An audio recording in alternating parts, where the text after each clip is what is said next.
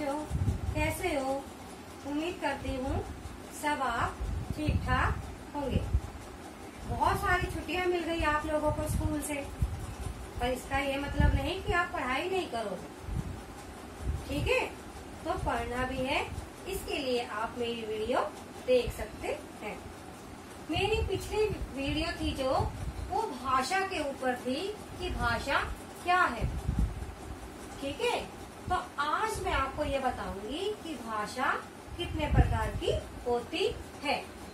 तो चलिए देखते हैं भाषा के प्रकार। नंबर 1 मौखिक भाषा, नंबर 2 लिखित भाषा, नंबर 3 सांकेतिक भाषा, नंबर 4 मातृभाषा, नंबर 5 राजभाषा, नंबर 6 राष्ट्रभाषा।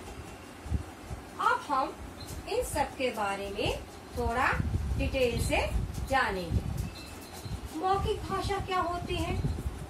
जब हम अपने मन की बातों को, अपने विचारों को, अपने भावों को दूसरे लोगों को बोलकर बताते हैं और वो सुनकर समझते हैं, तो इस प्रकार की भाषा को मौखिक भाषा कहा जाता है। जैसे आप अपनी मम्मी को कहते हो, मम्मी भूख लगी है, मुझे खाना चाहिए। मम्मी आपकी आपसे ये कहती है कि बेटा पढ़ लो, पेपर आने वाले हैं। तो ये कौन सी भाषा होती है? ये मौखिक भाषा होती है। अब हम दूसरी भाषा यानी लिखित भाषा के बारे में जानेंगे कि लिखित भाषा क्या होती है।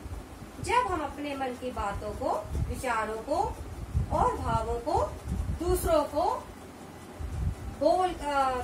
लिखकर बताते हैं और दूसरे लोग इसको पढ़कर समझते हैं, तो इसको लिखित भाषा कहा जाता है। जैसे राम पत्र लिख रहा है, मैं कविता लिख रही हूँ, तो ये सब किसमें आता है?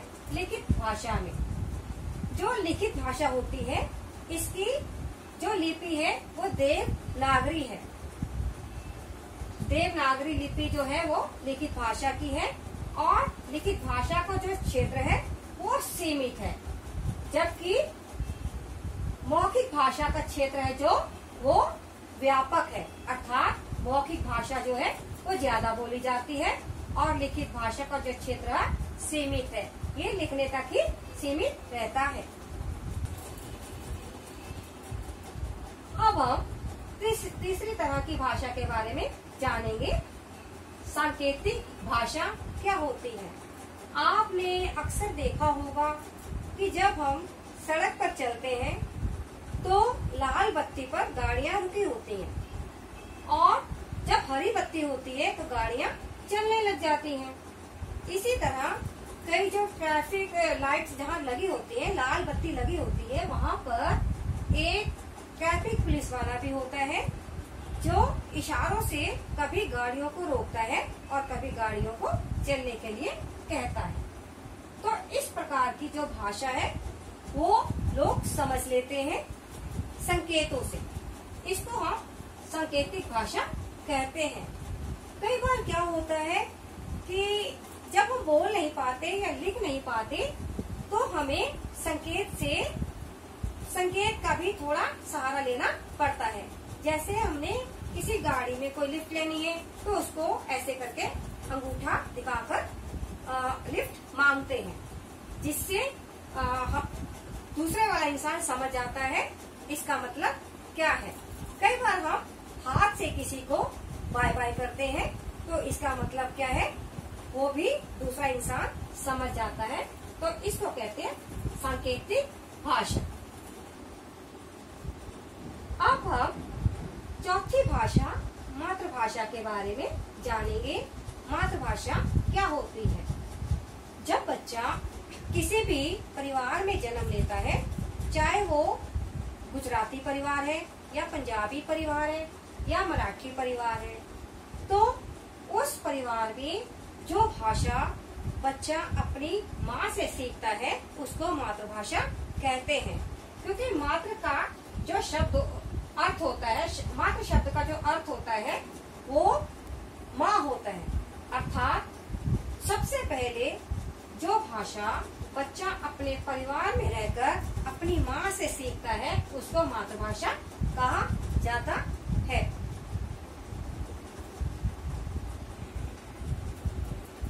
अब हम 5वीं भाषा के बारे में पढ़ेंगे, राजभाषा।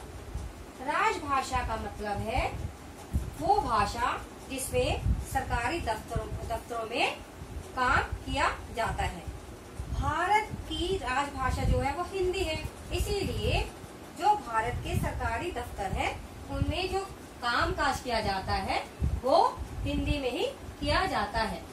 14 सितंबर 1949 को हिंदी को संविधान के द्वारा मंजूरी दी गई, इसीलिए 14 सितंबर को हम हिंदी दिवस के रूप में भी मनाते हैं। अब हम पढ़ेंगे राष्ट्रभाषा के बारे में। राष्ट्रभाषा का मतलब है वह भाषा जिसे पूरा देश बोलता है। भारत में हिंदी राष्ट्रभाषा है क्योंकि यह व्यापक तौर पर इस्तेमाल की जाती है। भारत में कई राज्य हैं जिनकी अपनी अपनी भाषाएं हैं, जैसे गुजरात में गुजराती बोली जाती है, केरल में मलयालम बोली जाती है, असम में असमिया भाषा बोली जाती है। लेकिन जो राष्ट्रभाषा है वो पूरे देश में बोली जाती है, अर्थात हिंदी हमारे देश की राष्ट्रभाषा है जिसका व्यापक तौर पर प्रयोग किया जाता है। तो बच्चों, आज हमने जाना भाषा के प्रकार कि भाषा कितने प्रकार की होती है। यदि मेरा ये वीडियो आपको अच्छा लगा और इन भाषाओं के बारे में आपको अच्छी तरह से समझ आया तो प्लीज कमेंट करके मुझे बताएं और मेरा जो ये चैनल है उसको शेयर करें और सब्सक्राइब करें। Thank you.